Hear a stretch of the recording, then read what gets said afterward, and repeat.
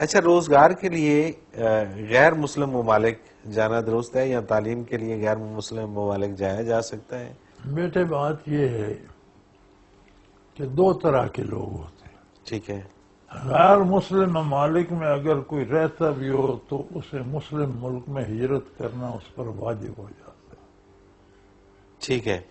جب موت آتی ہے تو اس کے گردا گرد بدعات اور رسومات اور کفر دیکھ کر فرشتے کہتے ہیں فیما کنتم، اتنی عرصہ زندگی کیا کرتے رہے ہو، یہ تو تمہارا تو جسم میں ہاتھ لگانے کو دل نہیں چاہتا. وہ کہتے ہیں قرآن میں موجود ہے، ابھی روح قبض نہیں ہو، کہتے ہیں تمہاری تو روح قبض کرنے کو دل نہیں چاہتا، تمہیں کہاں ہاتھ لگائے. کہتے ہیں کننا مستضعفین فی الارض، اس ملک میں تو ایک عام آدمی، غریب آدمی تھا، جو حکومت تھی، جو ملک تھا، جیسا وہاں کا رواج تھا ویسا مجھے رہنا پڑا.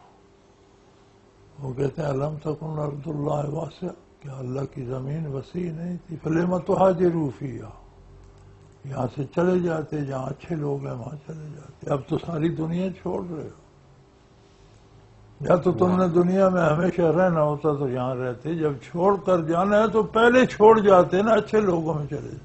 بالکل صحیح. اس آیت سے علماء اخذ کرتے ہیں کہ دارالکفر سے ہجرت واجب ہو جاتی ہے دارالاسلام، صحیح. جہاں آپ اسلام پر آرام سے عمل کر سکیں وہاں چلے. ٹھیک ہے. اب ہمارے ہجرت کرتے ہیں دارالاسلام سے دارالکفر کی کفر طرف. کی طرف. صحیح. دوسری بات یہ ہے کہ لوگ دو طرح کے، ایک بندہ دارالکفر میں جاتا ہے کچھ نہ کچھ لوگوں کو متاثر کر کے مسلمان کر لیتا ہے، وہاں سے خود متاثر نہیں ہوتا، اس کا جانا واجب ہے، ضروری ہے، ضرور جائے. بالکل ٹھیک.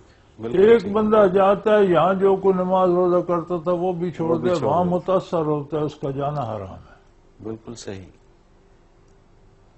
بالکل ٹھیک. تو یہ فیصلہ اس بندے کے اوپر ہے کہ وہ کتنی استطاعت رکھتا ہے. اصول ہے.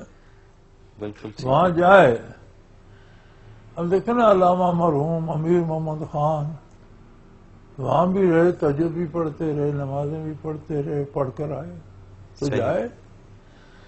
بالکل صحیح. ایسا بندہ ضرور جائے، ضرور جائے، اور اس کا جانا واجب ہے. واجب ہے. اب جس نے جا کے چھوڑ دینا ہے اس کا جانا حرام ہے.